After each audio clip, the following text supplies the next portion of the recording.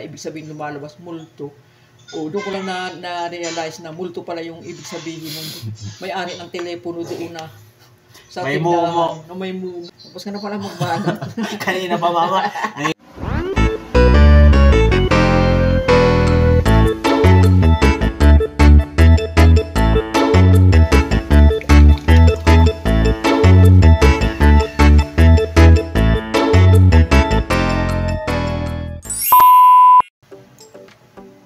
Hello mga kaushi, today gagawa tayo ng turon. Yes, always laging turon. Pero this time, gagawin natin siya gamit ang air fryer. Gagamit tayo ng air fryer sa paggawa ng turon. Bali, ito yung mga ingredients. Ito ka muna. Yan. So, ito yung mga ingredients na gagamitin natin. Siyempre, unang-una, kailangan natin ng saba. Yan, saba. Tapos, ng lumpia wrapper. Yan, large na lumpia wrapper. Yan. Tapos, kailangan natin ng asukal. Pero this time, ang ginamit ko is simple syrup. Ayan. Simple syrup yung ginamit ko. Para kapag in-air fryer natin siya, mas maganda yung yung tamis. Equally distributed siya dito sa ating saba. Ayan. Siyempre, hindi rin mawawala itong langka. Ayan. Kinaramelize ko na rin yung langka. Kasi hindi siya matamis kanina nung binili ko. So, ayan. Simulan na tayo magbalot. Anong oras na? Ha? Mag-aalas 6 na? Oh, 5:42 na daw ma. Bakit? Kasi naalala ko nung mga 1970s. Ano? Na mga 1970s yun, nagpunta ako doon sa tawagan sa oras? Oo, mga ganitong oras. Nagpunta ako doon sa telepono, sa lugar kung saan may telepono ng mga payphone. Makikitawag ako. Ngayon, yung telepono nandoon sa loob nung papasok ka sa loob ng pinaka parang shop. Tapos sa loob may parang hanging second floor na yun ang ginagawang parang opisina nung mismong may-ari, nung mismong nag-umuupa sa lugar na yun. Ngayon, pumunta ako doon kasi makikitawag ako. Pagbungad ko doon sa pagpasok ko doon sa loob, nakita ko kaagad yung kaibigan ko na may-ari ng business na yun na nakaupo doon sa office. Na ang upuan niya yung parang tumba-tumba. Nakasandal siya na parang, tapos minitian ko siya. Tapos sabi ko sa kanya, ay good morning, pwede pong makitawag. Tapos hindi siya sumagot, parang tinignan lang niya ako na ang tingin ko parang okay na tumawag ako. Kasi parang parang yung mukha niya na parang okay lang sa kanya na magtawag ako. Hindi nagsasalita? Hindi nagsasalita. Di ang gano'n, ang ginawa ko, umakyat na ako sa hanging second floor. Siguro mga 4 na baitang yun. Kasi lang ang isang taong umakyat. Pagdating ko doon, may table. Nandun siya sa tabi ng table. May upuan doon na parang upuan sa mga office talaga. Na parang natutumba-tumba mo yung upuan. Kung gusto mo mag-relax-relax. Kaya sabi ko sa kanya, makikitawag po ako. Tinignan lang niya ako na hindi nagsasalita. Tapos? Ako, tinatawanan ko siya. Tapos kinuha ko, nagtataka ako, pati hindi siya nagsasalita. Kinuha ko na ngayon yung telephone para nagda-dial na ako. Tataka ako, tinitignan lang niya ako. Hindi man lang niya ako tinatanong dahil samantalang namin yun suki namin yun kasi sa aming tindahan. Lagi siyang pumupunta sa tindahan namin. So kilalang kilala niya ako. Wala siyang sinasabi na hindi niya ako tinatanong. Ngayon, habang tumatawag ako, nakatingin siya sa akin. Tingnan ko lang din siya. Tapos nung tapos na akong tumawag, sabi ko, sige, alis na po ako. Hindi rin siya sumasagot. Tapos parang titignan sa akin. Ako naman, titignan ako sa kanya. Nakatingin lang talaga ako, nakasando siya ng puti at naka-short.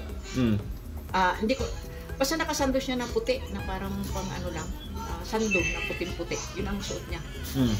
Tapos, pagkatapos ng tumawag, sabi ko salamat. Hindi ako nagbayad kasi lagi naman ako nung tumatawag, hindi naman niya ako pinapabayad. Kasi parang kakilala kasi kami, hindi niya ako pinapabayad. Tsaka mabait sa'yo si kuya. Oo, mabait kasi suki namin yung sa tindahan, doon siya umiinom ng alak na one shot, mga gano'n, tapos doon sila bumibili sa amin. Kasi meron kaming nung araw, mini grocery. Pero that time, mama, wala ka namang iniisip na katatakutan? Wala. Kasi kilala ko siya eh. Ayoko na lang magbanggit ng pangalan. Okay. Gusto mong banggitin ko ang pangalan? Wag. Sige. Wag. Ngayon. Okay. Pero hindi, bata pa siya. Siguro siya, mahigit 50 lang siya. Ang edad niya. Tapos nung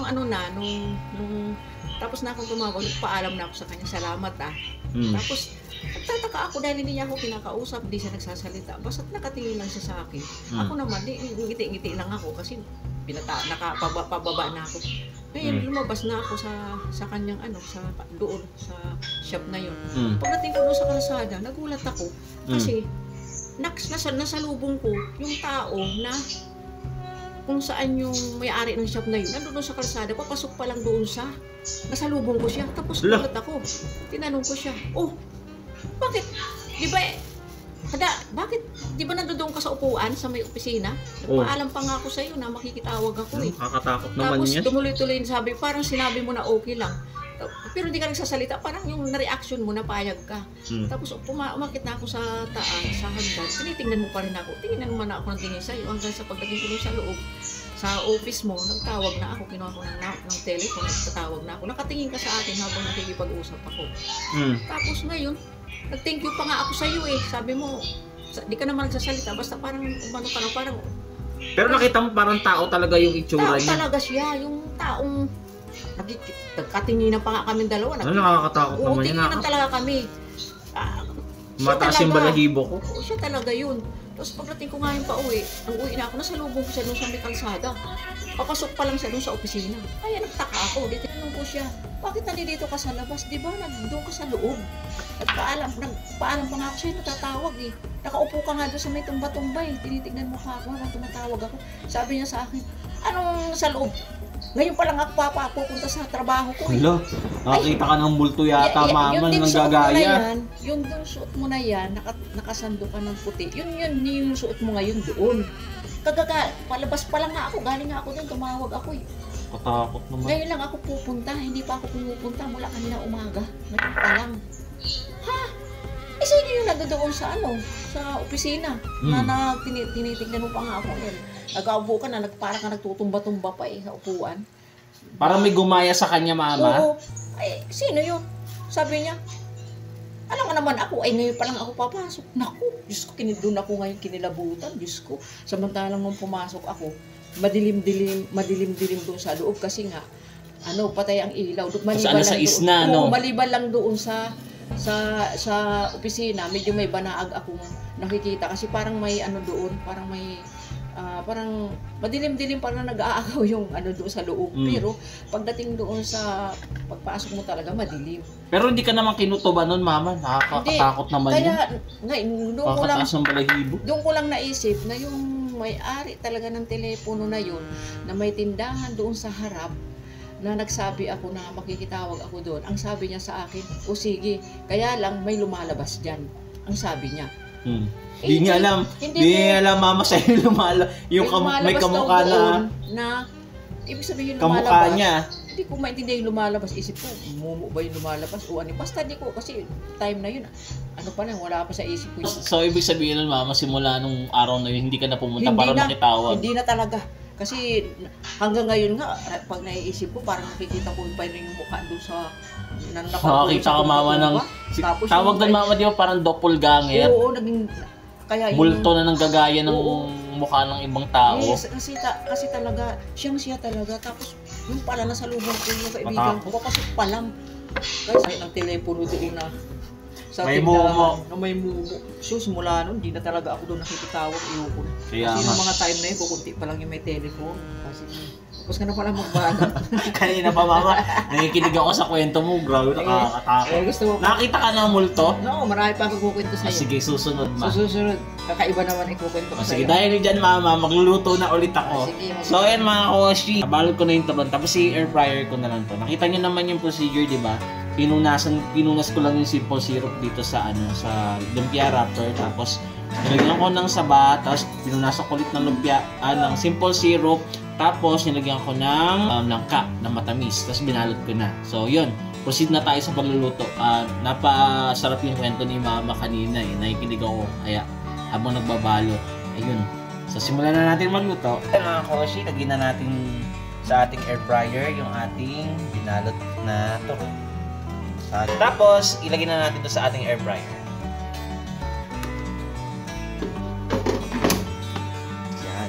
Tapos set lang natin siya. Yan mga koshi, luto na siya. Oh. Ganda 'di ba? Oh. Yan, luto na yung ating turon sa pamamagitan ng air fryer niya. Titikman na natin siya kung masarap. Pero tingnan natin kung kung malutong siya. Crispy test. Kuha tayo ng isa.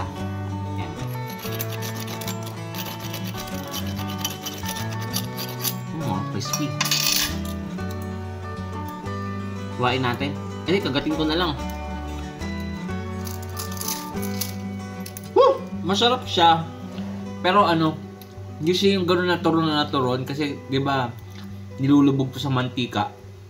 Tapos yung lasa niya mamantika, sobrang tamis. Tapos parang yun. Pero ito, luto to sa air fryer. Ibig sabihin, medyo medyo healthy siya. Kasi unang-una hindi nilubog sa mantika, tapos hindi maraming asukal kasi lang natin siya. Nag-brush lang tayo ng simple syrup sa kanya. So, okay to na na turon or merienda na gawa sa air fryer para sa mga taong nagda-diet or ayaw ng sobrang mamantikang merienda. Katulad dito, na gustong kumain ng turon pero in a healthy way. So, okay to. Saka, sa mga nakinig ng ng nakakatakot. Tapos yung habang naggagawa ako, yung nakakatakot na na experience ni Mama. Totoo na may third eye kasi si Mama. Kaya yun, marami pang ganong episode ang mangyayari. So, don't forget to like, subscribe, and share. Happy cooking! Salamat sa panonood mga koshi. Kain tayo.